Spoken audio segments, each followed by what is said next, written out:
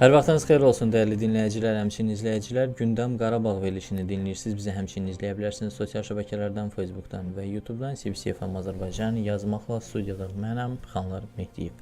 Və Qarabağda məşğulluqdan danışacağıq, Böyük Qayıdış proqramından danışacağıq və Dövlət Məşğulluq Agentliyinin Böyük Qayıdışa dair məşğulluq məsələləri departamentinin müdir müavini Səbu Yunuslu qonağımızdır. Hər vaxtınız xeyir Səbu müəllim. Hər vaxtınız xeyir olsun. Dəvətiniz üçün təşəkkür edirəm Xanar müəllim.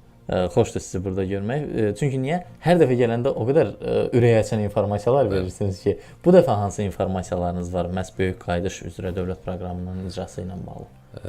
Bilirsiniz, artıq Böyük Qayıdış proqramı, birinci dövlət proqramı yekunlaşmaqdadır. Artıq demək olar ki, 4-cü ilin sonuna qədəm qoyur.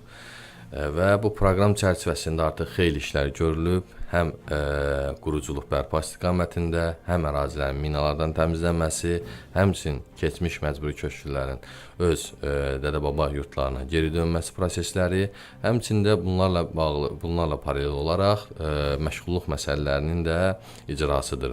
Dövlət Məşğulluq Agentliyi bilirsiniz ki, həmin ərazilərdə köçün ilk günlərindən fəaliyyət göstərir və orada işğaldan olmuş ərazilərdə bütün aktiv məşğulluq tədbirlərini kompleks şəkildə həyata keçirilir. Həm işsiz, həm iş axtaran şəxslərin qeydiyyatı aparılır və qeydiyyata aparılmış şəxslərin məşğulluğun təmin olması istiqamətində bir sıra işlər aparılır.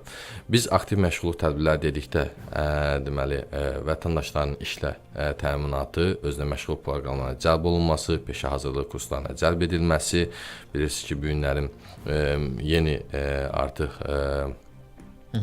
dünyaya qədəm qoyuruq, yəni sivilizasiyaya qədəm qoyuruq. Süni intellekt, sistem qurulur, süni intellekt artıq proqramları istifadəyə verilir və bu proqramlar da bizim köç etmiş vətəndaşlara aşılanması istiqamətində peşə hazırlığı kurslarına əlavələr olunmuşdur. Bəli, həmçinin birgə maliyyələşmə, işə götürənlərlə birgə maliyyələşmə keçirilir, əmək yarmarkaları və orada yerləşən işə götürənlərlə, fəaliyyət göstərən işə götürənlərlə daimi olaraq sosial tərəfdaşlıq edilir və dəyirmi masalar keçirilir. Mən bilirəm, əmək yarmarkaları da təşkil olunur və o ümumilikdə istəyərdim ki, elə görülən işlərlə, rəqəmlərlə danışaq, yəni hansı uğurları bizə o rəqəmlərdə göstərək. Əlbəttə, statistikaya bu günləri biz nəzər salsaq görərik ki, artıq 36 minə yaxın vətəndaşımız ora köç etmişdir və bu şəxslərdən hansılar ki, əmək qabiliyyəti yaşda olub, iqtisadi fəal olan şəxslərimiz vardır ki, 12 min şəxsimiz və onlardan 10 mindən çox vətəndaşımız artıq məşğulluğu təmin edilmişdir. Daha dəqiq rəqəmlə desək 10.763 nəfərin artıq məşğulluğu təmin edilib və bu məşğulluğu təmin edilən şəxslər bilirsiniz bir neçə istiqamətdə məşğulluq təmin edilir ki, bunların əsas ən böyüyü həmin ərazilərdə yerləşən işə götürənlərin bizə təqdim etdiyi vakansiyalar üzrə yönləndirilmiş şəxslərdir. Artıq 8 mindən çox, bu hardasa 74% məşğul təmin edən şəxslərimiz vakansiyalar üzrə təmin olunmuşlar və digər şəxslərimiz isə hardasa 820-yə yaxın vətəndaşımız özünə məşğulluq proqramı çərçivəsində aktivlərlə təmin edilmişdir. 550-yə yaxın vətəndaşımız, məhz köç etmiş vətəndaşımız peşə hazırlıq kurslarına cəlb edilmişdir. Həmçinin birgə maliyyələşməyə 8 nəfər cəlb edildi bu yaxınlarda. Bu istiqamətdə aktiv məşğulluq tədbirləri görülür və rəqəmlər xeyli uğurludur və işsizlik səviyyəsi artıq demək olar ki, tək rəqəmlidir həmin ərazilərdə. Bu da bir sevindirici haldır. Əlbəttə, yəni demək olar ki, ora köçün arası kəsilmir. Bəli. Səhər, axşam, günorta biz nə vaxt baxırıq, elə ora köç var. Yəni bununla paralel sizin o işləri görməyiniz də həqiqətən də çox möhtəşəmdir. Bəli, bilirsiniz, köç artıq intensivləşib. Mən qeyd edim ki, 2024-cü ilin dekabr ayına olan məlumatda 10.233 nəfər köçmüşdürsə, keçən ilin məlumatı daha bir 15.000 nəfər. Yəni köçün 60%-i 2025-də köçdü və bu il daha da artır. Artıq 6 ay ərzində 9.000-dən çox vətəndaşımız həmin ərazilərə məskunlaşıb. O demək ki, qısa bir zaman kəsiyində intensiv köç və həmin köçə paralel olaraq da vətəndaşların məşğulluğu təmin olunmalıdır. Bilirsiniz ki, biz məşğulluq agentliyi olaraq ərazidə 2 regional məşğulluq filialımız var. Həmçinin 5 xidmət şöbəsi ilə artıq vətəndaşlara xidmət edirik və hər iki regional məşğulluq filialı vətəndaşlar köçmədən öncə həmin ərazilərin məşğulluq pasportları dəqiqləşdirilir və orada olan mümkün vakansiyalar, işə götürənlər müəyyənləşdirilir, vakansiyalar öyrənilir və əraziyə uyğun olaraq özünə məşğulluq proqramı istiqamətində bəli kvotalar hazırlanır. Bu istiqamətdə hansı işlər görülür? Məsələn, özünə məşğulluq proqramı. Özünə məşğulluq proqramı ümumiyyətlə onu qeyd edim ki, ən aktual proqramlardan biridir. Bilirsiniz, ölkə başçısının da bu yaxınlarda öz çıxışında qeyd elədi. 100 mindən çox vətəndaşımızı etiv edir bu proqram. Məhz işğaldan azalmış ərazilərdə də proqram uğurla davam etdirilir və qeyd etdiyim kimi 880-dən çox vətəndaşımız artıq bu proqramlar çərçivəsində əmlaklarla təmin olmuşlar və bunun böyük əksəriyyəti kənd təsərrüfatı istiqamətində. Bilirsiniz ki, kənd təsərrüfatına artıq böyük yer verilir və 480 vətəndaşımız məhz kənd təsərrüfatı istiqamətində, bu da 50%-dən çox nisbəti vardır ki, məhz misal üçün nələr verilir? İnsanlara maraqlıdır ki, yəni bu kənd təsərrüfatı deyəndə yəni nələr verilir? Kənd təsərrüfatı deyəndə bizim zərflərimiz var ki, maldarlıqdır, iri buynuzlu heyvandarlıq zərfidir, kiçik buynuzlu, yəni qoyunçuluq, keçiçilik, həmçinin arıçılıq. Bilirsiniz ki, Laçın və Kəlbəcər istiqamətində böyük marağa, həmçinin Xocalıda belə böyük marağa səbəb olur və müraciətlər çoxdur. Bizim hal-hazırda proqram çərçivəsində 400-ə yaxın müraciətimiz var ki, həmin şəxslərlə iş aparılır və il sonuna qədər aktivlərin təmin istiqamətində işlər aparılır. Və demək olar ki, bayaq siz çıxışınızın əvvəlində də məhz peşə hazırlıq kurslarını xüsusi qeyd elədiniz və nəzərə alsaq ki, ora gedən insanların dediyiniz statistikalardan nəzərə çıxaraq deyirəm ki, daha çox hansısa bir ixtisası olmayan şəxslərdir və xüsusilə bu peşə hazırlıq kursları da bu istiqamətdə atılan ən mühüm addımlardan biri deyə düşünürəm. Çünki biri var, gəlib yardımlar edəsən, bir də var ki, iş öyrədəsən, adam özü artıq öz gələcəyini qurur. Doğru buyurursunuz. Bu günlərim işsiz və işıqlanan şəxsə hər hansı bir münasib iş tapa bilmədikdə, bilirsiniz, onların peşə bacarıqları olmadıqda, bilirsiniz, bu günlərim işə götürənlərin əmək bazarında vakansiya çıxardıqda öz müraciət edən şəxslərdən bir gözləntiləri var ki, bu adamın bəli nə bacarırsan və hansı sizin backgroundlarınız var. Yəni bunu mən sizdən niyə işləməliyəm sualım verir. Bəli, bu ən birinci sual ki, siz mənə hansı qatqını verə bilərsiniz?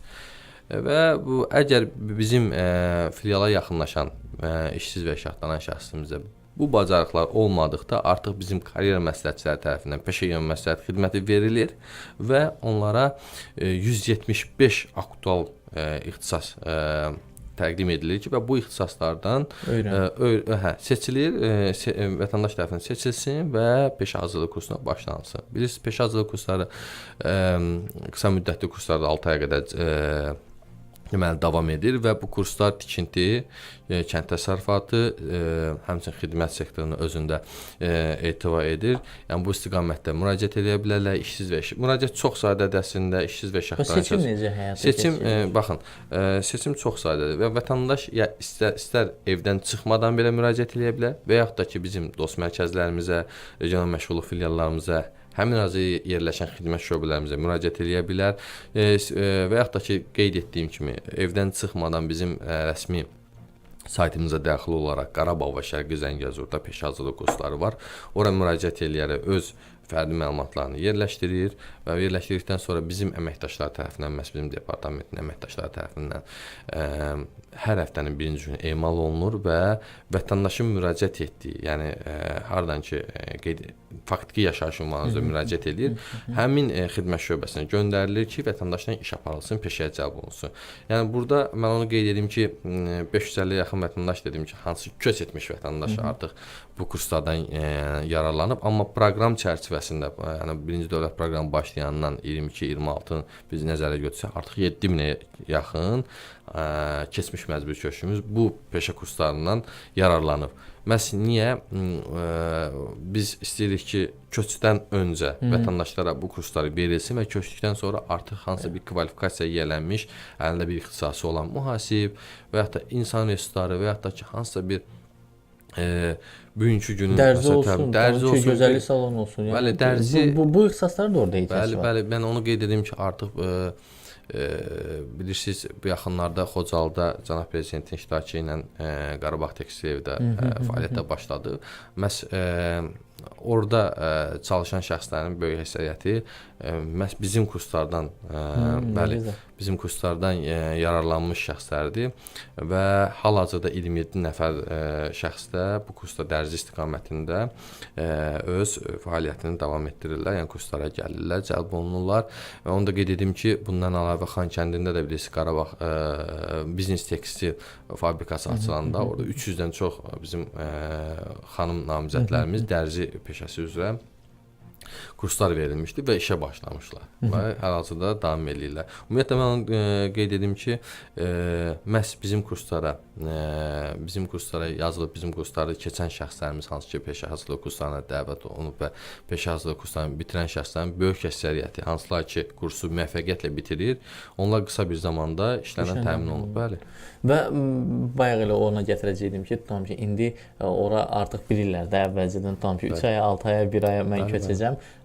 Müraciət edib rahat şəkildə sizdən o kursları alıb artıq ora keçəndə də hazır ixtisasına gedə bilirlər. Bəli, doğru buyursunuz. Yəni köçdən öncə də heç bir problemi köçdən öncə də kurslara yiyələnmək olar. Aha. Və maraqlı bir tərəfdə ondan ibarətdir ki, bu işə götürənlərin burada marağı nədir? Yəni yaxşı da indi siz deyirsiniz ki, öyrədib göndəririk. İndi 300 nəfər bir göndərirsiniz, 100 nəfər bir göndərirsiniz, 50 nəfər bir göndərirsiniz. Amma işə götürən də hamısını götürə bilməz axı və yaxud da götürdüsə onun hansı güzəştləri olacaq? Baxın, işə götürənlərin burada marağı nədir? Gözəl bir sualdır. İşə götürənlərin marağı burada vaxt marağı var. Birinci olaraq, baxın, bu gün ərazidə işə götürən fəaliyyətə başlayır və ərazini tam olaraq tanımır. Nə qədər insan var və nə qədər ixtisası. Bu aylarla gözləməlidir ki, müraciət olunsun, kimlər müraciət olsun, seçim olsun. Ya da bir şirkət tapmalıdır ki, statistikasını aparsın. Seçim olmalıdır. Yəni bu seçimlərin olmaması üçün və bunlar ayla gözləməmələri üçün artıq bizim əlimizdə formalaşan ki, baza var, hansı ki, bizim artıq vətəndaşları indi olaraq biz məşğul imkanlarını qiymətləndirmiş və bizim yerli qurumlar, xidmət şöbəsi ora köç etmiş vətəndaşların ailələri birə-bir tanıyır.